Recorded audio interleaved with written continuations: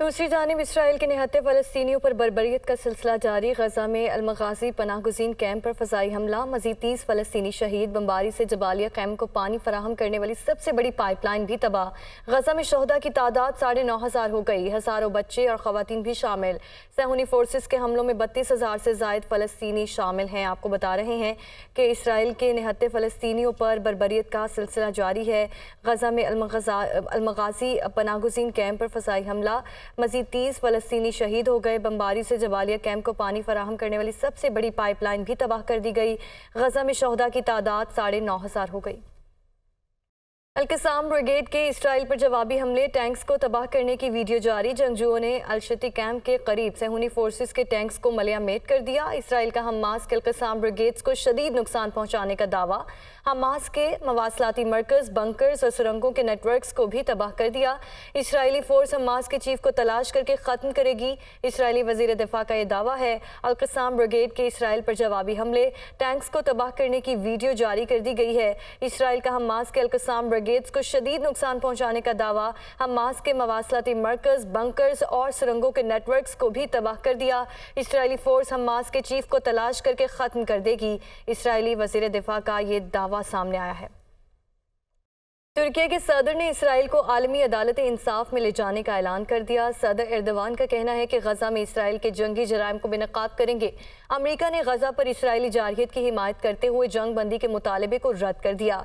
अमेरिकी वज़ीर ख़ारजा Antony Blinken का कहना है कि जंग बंदी से हमास को दोबारा मुनज़्ज़म होने का मौका मिलेगा। वाशिंगटन में हज़ारों अफराद ने फ़लस्तीनियों के हक़ में एहतजाजी मुज़ाहरा किया।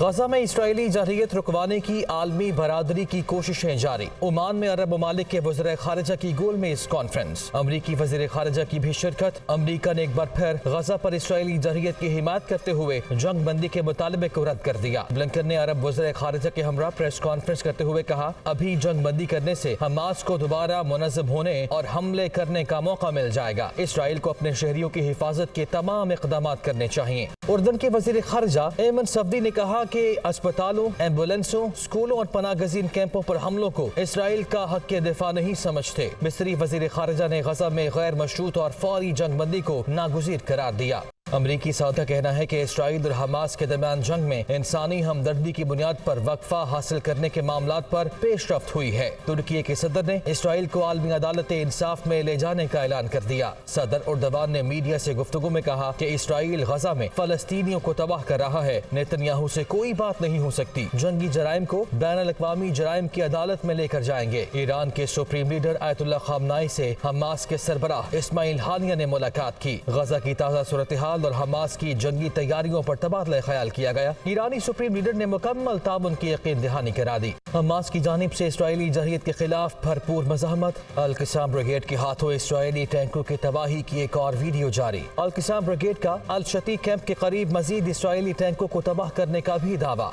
फ़लस्तीनी बच्चों का गजा ना छोड़ने का ऐलान। पुरअज़म फ़लस्तीनी बच्चों का कहना है कि ये हमारी सरजमीन है, इसे छोड़कर कहीं नहीं जाएंगे। गजा पर इसराइली बमबारी के खिलाफ दुनिया भर में एहतजाजी मुजाहिरों का सिलसिला भी जारी है। ब्राज़ील के साहिल पर कफन में लिपटी अलामत बैगेतें रखकर गजा के शहीद बच्चों को खिराज अक़ीदत पेश किया गया। अमरीकी दारुल हुकूमत वाशिंगटन में फ़लस्तीनियों के हक़ में नेशनल मार्च, हज़ारों अफराद की फ़लस्तीनियों के हक़ में नारेबाजी।